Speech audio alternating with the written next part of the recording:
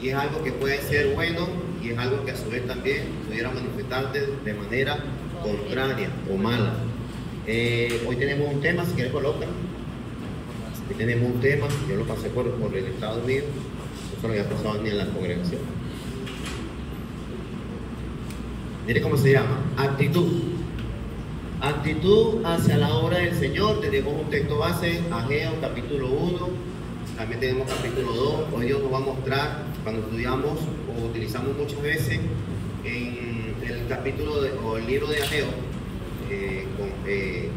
en función de explicar, de meditar en los caminos o de pensar bien las cosas que hacemos para el Señor. También vamos a ver el desarrollo de manera, digamos, plural de la demanda de Dios hacia este pueblo. Pero lo que quiero que veamos, o lo que Dios nos va a mostrar el día de hoy, es que cuando vemos el capítulo 1 y el capítulo 2, al final vemos bendiciones y vemos cosas que Dios hace y qué es lo que Dios o dónde Dios ataca, para que nosotros podamos entender cuál es el propósito de Dios. Pero como se está hablando de un templo, ahí no se habla de la culminación del templo en el libro de Ageo, ni en el 1 ni en el 2, ni cómo fue la culminación, e inclusive no se habla de las personas en su totalidad. Hay un libro que se habla de toda la totalidad de las personas que fueron utilizadas y que habla también de cuándo se terminó el templo y cómo fue el proceder del templo. Y fue de verdad drástico. Fue drástico porque habían 4 reyes de por medio. Fue drástico porque uno de los reyes apoyaba, el segundo no apoyó, el tercero tampoco y el cuarto terminó apoyando. Y una de las cosas que uno ve es la actitud del pueblo de Dios, porque cuando el pueblo de Dios estaba siendo atacado, porque ya Dios había mandado un mensaje para que construyeran el templo, muchos se desanimaron, pero otros tuvo que Dios despertar o animarlos a la reconstrucción del templo. ¿Por qué se desanimaron? Porque bueno, el ataque que tuvieron, venían con cartas escritas, buscaron hasta archivos, eso parecía como un juicio, el INTI pues, el INTI en el pueblo de Dios. Buscaban los archivos para ver qué es lo que dijo el primer rey, llamado Ciro, y buscaron el Ciro de Persa, y ven en los archivos que él había dado una orden para que los que habían salido del exiliado de Babilonia a Jerusalén pudieran construir el templo y el altar al Señor. El segundo rey, que en este caso es Jerjes, él llega y le da la orden a las demás personas, porque hubieron unos infiltrados que cuando dijeron, mira, nosotros queremos ayudar, pero la condición de que vinieron ellos a ayudar no era una condición de parte del Señor, porque obviamente sus manifestaciones, sus acciones tenían que una mala actitud. Y la mala actitud, como dice aquí, tiene tipos de actitud. Por ejemplo, actitud positiva, dice caracterizada, el concepto no está después. Colócalo, dice actitud. La actitud se refiere a la disposición o tendencia de una persona a responder de manera específica hacia una situación, persona, objeto. Es una predisposición aprendida que influye en el comportamiento y las decisiones de un individuo. La actitud puede ser positiva, negativa y neutra, y está influenciada por experiencias, creencias y valores. Vamos a ver los tipos. Actitud positiva, caracterizada por una disposición optimista, esperanza y confianza. Una persona que cuando se habla de las cosas del Señor tiene una actitud positiva porque dice, heme aquí, Señor, confío en el Señor, que a pesar de las dificultades, que a pesar de todo lo que el enemigo quiera hacer, Dios me va a bendecir, porque voy a ser utilizado ¿para qué? Para Dios, porque estamos conectados ¿con qué? Con la obra del Señor. Dice, una actitud negativa implica una disposición desfavorable, resentimiento, desaprobación. Una actitud negativa como que, bueno, pero ¿para qué voy ahí? Pero ¿será que Dios es capaz de hacer eso en mi vida? Nada. Pero ¿para qué voy a ir a la reunión de matrimonio si ya yo va a escuchar lo mismo de siempre? Una persona que diga los matrimonios. Pero ve, palabra de Dios. Hay una diferencia entre los profetas y nosotros. A ver, ¿cuál es la diferencia entre los profetas y nosotros? ¿Quién me la dice? ¿Ah? ¿De los profetas? No, dice que ya murieron. Pero no, hablando a nivel escritural. ¿Quién eran los profetas? ¿Cómo era la relación de Dios con los profetas? Exacto, estrictamente, directamente con Dios. O sea, Dios hablaba directamente con los profetas para que el pueblo, para que los profetas después le hablaran ¿a qué? Al pueblo de Dios. El mensaje que le iba a hablar. Como ejemplo, Ageo. Viene Dios, habla con Ageo y Ageo transmite ¿a qué? Al pueblo. Y nosotros, ¿cuál es la diferencia? Que ahora Dios habla a su pueblo por medio de ¿qué? Esto. No necesitamos profeta, aquí está.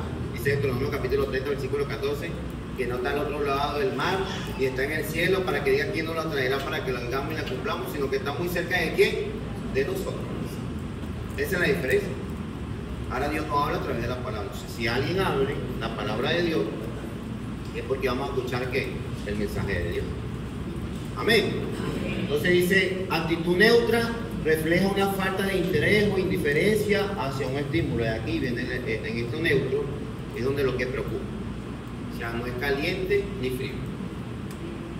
No es caliente ni frío.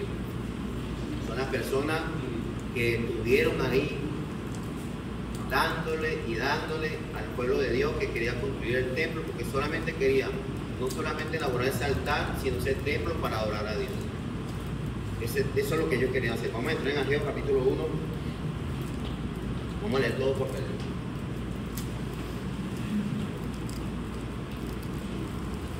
Muchas veces, como les decía, hemos utilizado Ageo, un libro muy amplio, con diferentes propósitos, y lo que marca muchas veces el propósito inicial es que era que Dios, a través del profeta Ageo y con los que reinaban, querían que el pueblo entendiera dos cosas.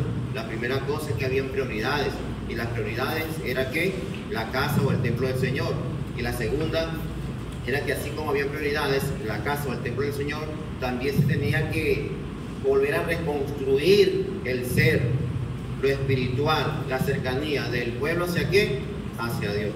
Por ejemplo, capítulo 1, PDT. Dice así: el primer día del sexto mes del segundo año del reinado del rey Darío, el Señor dijo lo siguiente por medio del profeta Ageo a Zorobabel, hijo de Salatiel, gobernador de Judá, y a Josué, hijo de Josadá, sumo sacerdote. El Señor Todopoderoso dice: este pueblo anda diciendo que todavía no es el momento de reconstruir el templo del Señor. Y aquí viene uno de los conflictos.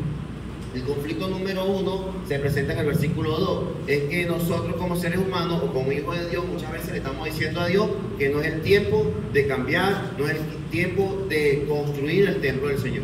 Si nosotros hacemos una diferencia entre los tiempos aquellos y los tiempos ahorita, ¿cuál sería el templo del Señor? ¿Ah? Nosotros mismos. O sea, lo importante en ese tiempo, en función de crear ese templo físico, era porque ahí iba a morar ¿quién? Iba a estar la presencia de ¿quién? De Dios. Por eso era necesario que ese templo se construyera, porque estamos hablando de cosas físicas, de bloques, cemento, cabilla. Pero al final ese bloque, ese cemento y cabilla era la representación, cuando hablamos del tabernáculo también, donde Dios o la presencia de Dios iba a estar ahí, el pueblo iba a llegar a ¿qué? A adorar en ese templo. Eso es lo que se ve ahí. Pero el conflicto está aquí, y cuando hablamos de la diferencia de hoy en día, es que muchas veces Dios también nos manda a reconstruir nuestro templo. Y cuando nos manda a reconstruir, tiene que ver con renovar nuestro entendimiento, nuestro pensamiento, y todo tiene que ver con la transformación de nuestras vidas. Porque decimos, no, hoy no es el tiempo de cambiar. Muchos lo hemos llegado a decir, no, yo no cambio al Señor. No, el Señor, tomamos la segunda de Pedro capítulo 3, 8, y pensamos que, bueno, como para el Señor un día como 1000 años, y 1000 años como un día, me va a quedar con los 1000 años del Señor. El Señor puede venir 1000 años y todavía tengo tiempo. Puedo seguir haciendo lo que estoy haciendo, pero no voy a renovar mi mente, mi entendimiento y a transformar mi vida. Sigo haciendo lo que a mí me parece. Y no es así. Por eso aquí ellos dicen, pero el Señor también, el versículo 2 dice, el Señor Todopoderoso dice, este pueblo anda diciendo que todavía no es el momento de reconstruir el templo del Señor. Una de las cosas que yo puedo ver aquí es que el Señor Todopoderoso, si está diciendo que el pueblo está halagando eso, porque el Señor en su omnipresencia lo estaba escuchando. Que para este pueblo malagradecido. El pueblo malagradecido está diciendo que todavía no es el tiempo. Y está hablando, miren, fíjense que está hablando de reconstruir. Si está hablando de reconstruir, ¿cuándo fue que se comenzó a construir? ¿Cuándo comenzaron a construir el templo? ¿Ah? No sabemos, ¿verdad? Dios nos va a mostrar ahorita. Dice, versículo 3. Pero el Señor dijo también por medio del profeta Ageo: pero si es el momento para que ustedes vivan en casas finamente terminadas, mientras que la casa del Señor está en ruina. Y aquí viene otro conflicto.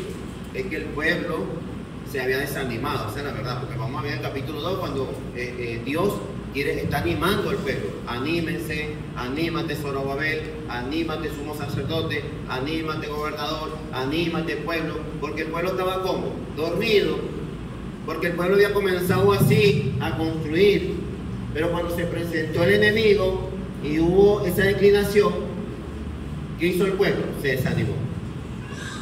Entonces comenzamos con fuerza y a mitad del camino, ¿qué hace cuando viene el enemigo? Sentimos que todo está perdido, y la confianza en Dios y la convicción de la fe. O sea, no estamos preparados para luchar en todos esos obstáculos. Si decimos que Dios puede transformar nuestro matrimonio cuando hay un problema, se acabó todo. No se acabó todo. Y aquí Dios dice, por eso Dios dice, pero si es el momento para que ustedes vivan en casas finamente terminadas, mientras que la casa del Señor está en ruina. Ahora pues dice el Señor Todopoderoso: piense bien lo que están haciendo. Otro dice meditar, por la Reina Valera, meditar en vuestro camino. Pero aquí está diciendo, piense bien lo que están haciendo. El Señor nos está diciendo en la mañana de hoy, piense bien, iglesia, lo que están haciendo. Piense bien cuáles son sus prioridades. Piense bien cuándo es el momento de renovar su entendimiento y mostrarle a Dios que usted no es la misma persona. Piense bien que usted, así como en el proceso de la conversión, hizo su promesa a Dios de ser nueva persona, eso hoy en día tiene que mantenerse y se puede reconstruir, porque fue construido. ¿Cuándo podemos aplicar la construcción? Cuando obedecimos el Evangelio a través del bautismo. ¿Cuándo podemos aplicar la reconstrucción? Cuando nosotros de otra manera no permanecimos fieles, pero ahora queremos ser fieles al Señor. Y el momento es cuando, hoy. Vamos a extra, ahora sí vamos a aplicar cuál es el meollo del asunto. Fíjense, porque todos se van a preguntar, ni en el capítulo 1 ni en el capítulo 2 vamos a encontrar la conclusión del templo. En Esdras sí, y lo que más me impresiona, como les decía hace rato, es que Dios utiliza el entendimiento, utiliza al rey Ciro de Persa para que éste agarrara y diera la orden de que construyeran el templo. Y no solamente eso, sino que también pide la colaboración. Los vecinos, amigos, los exiliados, todos empezaron a colaborar para la reconstrucción del templo. No había ni uno que no colaborara, porque todos entendían el propósito, de dónde venía el mensaje, y todos entendían a quién le debían haber salido desde del cautiverio de Babilonia para llegar a Judá, en este caso Jerusalén. Ellos entendían todo eso. Hay un Dios todopoderoso que hizo esto por nosotros, no solamente que nos va a bendecir, sino que con la bendición que nos va a dar a nosotros es para que nosotros también bendigamos a quién, a otros. Y eso es lo que hace también con su iglesia. Si Dios nos bendice a nosotros, ¿es para qué? ¿Ah? Para bendecir a otro, perdón. Fíjense que también, antes de leer Esdras, si nos podemos ver a Ageo y vemos todo el libro de Esdras, vamos a ver puntos donde Dios, para mostrarle al pueblo que lo estaban haciendo mal, atacaba su siembra, su viñedo y todo su trabajo. Esta fue la única manera de Dios mostrarle a este pueblo que lo estaban haciendo mal y que se acordaran del Dios Todopoderoso. Atacaba todo lo que sembraba y atacaba todo su trabajo. Hay personas que dicen, bueno, no, como de repente no quiere decir que yo económicamente esté mal, quiere decir que no esté mal. No quiere decir eso. Pero si nos llama a despertar también a nosotros. ¿Cuáles son nuestras prioridades? ¿Qué es lo que invertimos nosotros para el Señor? No andamos en pecado, pero ¿qué estás haciendo mal? ¿Cuál es la inversión? ¿Por qué estamos vivos? A ver, ¿por qué estamos vivos? Por la misericordia de Dios. ¿Para qué? Para Él, para agradarle a Él, para servirle a Él, para mostrar el amor por el prójimo. Hay muchas maneras de mostrar el amor al prójimo, ¿sí o no? Así como se reunió el pueblo para reconstruir el templo, así nos podemos nosotros reunir para conseguir lo que le falta a la operación a la hermana. ¿Quién dice amén? Amén. ¿Por qué vamos a esperar? ¿Qué vamos a esperar? ¿Que salga uno solo, o dos, o tres y digan, aquí estoy, heme aquí? ¿Y los demás? ¿O acaso Jesús pagó el precio de sangre por mí solo? No, ni por dos, ni por tres, pagó por todo. Por todos. Fíjense que dice, miren, presten atención, dice, en el primer año en que Ciro fue rey de Persia, el Señor lo motivó a hacer un decreto. ¿Quién motivó a Ciro? El Señor. Vamos a ver a qué lo motivó. Dice, Ciro escribió ese decreto e hizo que lo leyera en cada lugar de su reino. Eso sucedió para que se cumpliese el mensaje del Señor que había sido comunicado a través de Jeremías, cuando le dijo a Jeremías que se tenía que reconstruir ¿qué? El templo. Dice, ¿dónde quedé? En el decreto era este. Mira cuál era el decreto de Ciro, rey de Persia. El Señor Dios del cielo, como Dios utiliza a un rey, ¿verdad? Y lo primero que lo utiliza para que reconozca a quién, al Todopoderoso. El Señor, Dios del cielo, me dio todos los reinos de la tierra y me eligió para que le construyera un templo en Jerusalén, en el país de Judá. O sea que Dios le da el entendimiento a Ciro para que inicie la construcción de ¿qué? Del templo. Dios quería hacer templo porque, yo quiero que este pueblo me adore. Los saqué de los exiliados, ya salieron de Babilonia, van a Jerusalén, ahora viene la adoración. Necesito este rey, voy a utilizar este rey. Utiliza este rey para un decreto. Y dice que, mire cómo hace. Dice en el 3, hay entre ustedes gente que pertenezca al pueblo de Dios. ¿Hay gente aquí que pertenezca al pueblo de Dios? Amén. Ya vemos gente que pertenece al pueblo de Dios. ¿A dónde vamos a trabajar? ¿En la obra de qué? En la obra de Dios, en la obra del Señor. Dice, que Dios esté con ustedes. Miren lo que le dice el rey. Que Dios esté con ustedes. Vayan a Jerusalén, que está en Judá, y construyan el templo del Señor, el Dios de Israel, que está en Jerusalén. Versículo 4. En cuanto a los de ese pueblo que decidan quedarse en este país, que ayude a los que se van. Una posición activa de ayuda.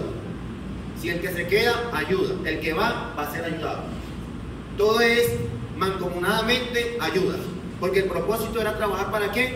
Para el Señor. Dice, desde el lugar donde viven, desde el lugar donde viven, que manden oro, plata, bienes y ganados juntos como ofrenda para el templo de Dios en Jerusalén. Versículo 5. Entonces los jefes de la familia de Judá y Benjamín, los sacerdotes y los levitas, se prepararon para ir a Jerusalén a reconstruir el templo. El Señor junto con todo a lo que Dios había animado. ¿Quién nos anima a nosotros? ¿Quién nos debe animar? Dios. Las cosas las hacemos por Dios. Porque entiendo quién fue el que pagó un precio. Entiendo a quién me debo. Yo entiendo que la encomienda viene de parte de Dios. Y me animo porque Dios mismo, a través de su misericordia, me hace entender a mí que soy parte del pueblo de Dios y que me debo a Él. Versículo 6. Todos sus vecinos, hasta los vecinos ayudaron. Es sorprendente, porque les voy a decir la verdad. Los $130 que faltaban para pagar alquiler me lo dio un mundano. ¿Qué tuvo un mundano? Buena actitud. Y yo no se lo estaba pidiendo. Al mundano. Yo sencillamente me dice, mira, ¿y cómo va la congregación? No, bien, y eso. ¿Y cómo? Me explica la parte de los diezmos. Le expliqué la parte de por qué no quitamos diezmos. Y le dije, bueno, mire, se recogen ofrendas y bueno, uno pasa estas cosas como esto. Mire, ¿cuánto puede colaborar uno? ¿Qué te falta? Me dice. Bueno, ahorita lo que me falta es una plata para pagar alquiler. ¿Cuánto? 130. Tómalo. Una actitud de un mundano. La pregunta es, la actitud de nosotros.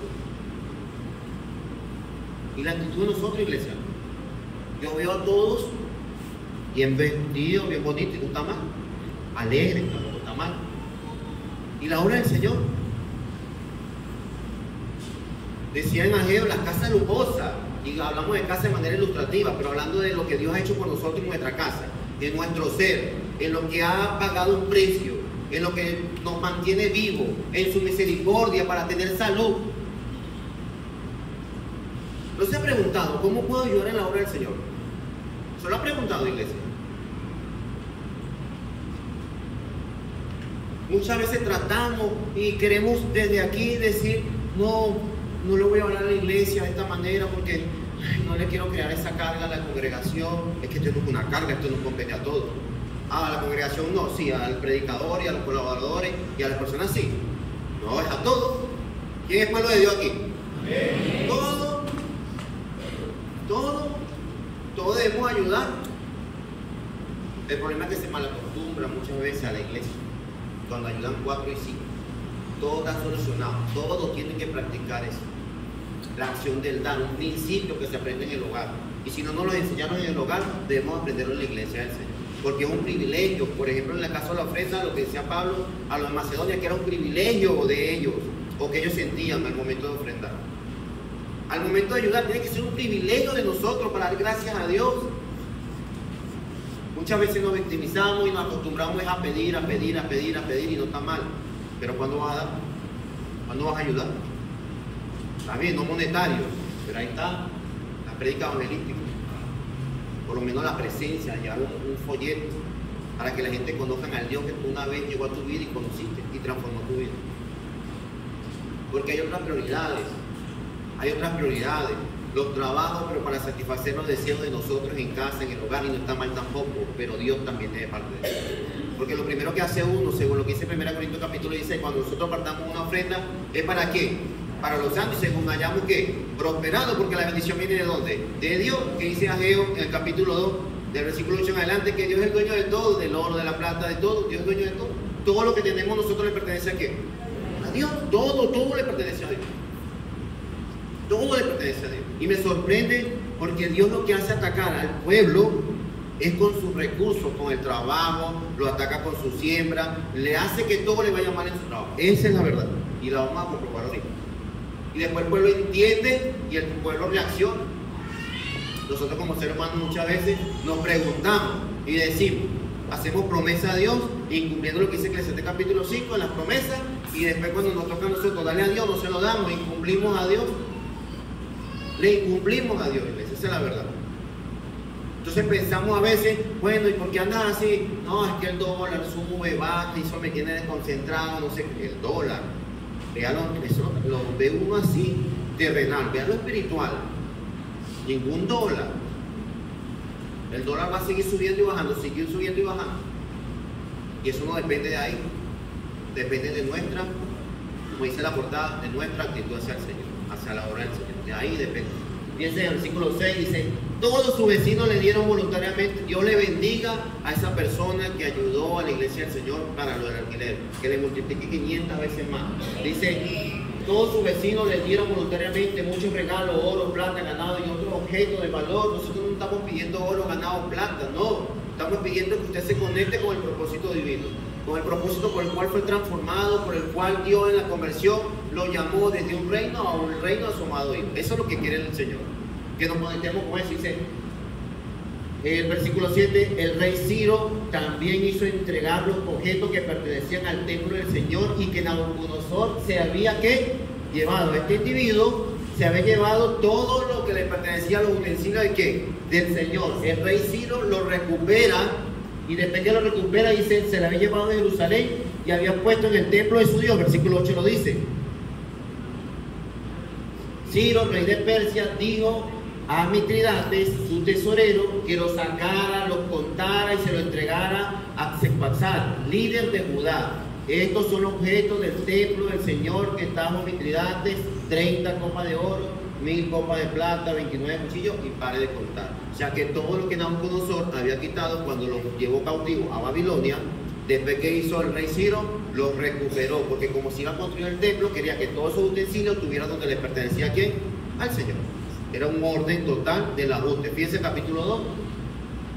Capítulo 2. Vamos entendiendo, vamos a terminar de o sea, el capítulo 1, pero vamos a ver de dónde nace eso, cuál es la causa de la construcción, o mejor dicho, cuál es la causa de reconstruir el templo en Ageo, por qué no siguió aquí en lo que está hablando él, cuál fue el impedimento. Dice, mire, esta es la lista de los exiliados, lo vamos a leer toda, pero si más abajo en el 6 vamos a ver la totalidad. Dice, no, síganla ahí para colocar nada más el 1. Esta es la lista de los exiliados de esta provincia que regresaron. En el pasado Nabucodonosor, rey de Babilonia, los había llevado desterrados ¿a dónde? A Babilonia. Todos estaban ahora de regreso en Jerusalén, en Judá y en cada uno de sus pueblos. Versículo 6, vamos a ver cuál era la cantidad. Miren lo que estaban ayudando. Versículo 6. Dice, 700. Ok, no, sigue por abajo. Sigue. Sigue. Vamos a ver cuánto era. Mire toda esa lista. Sigue.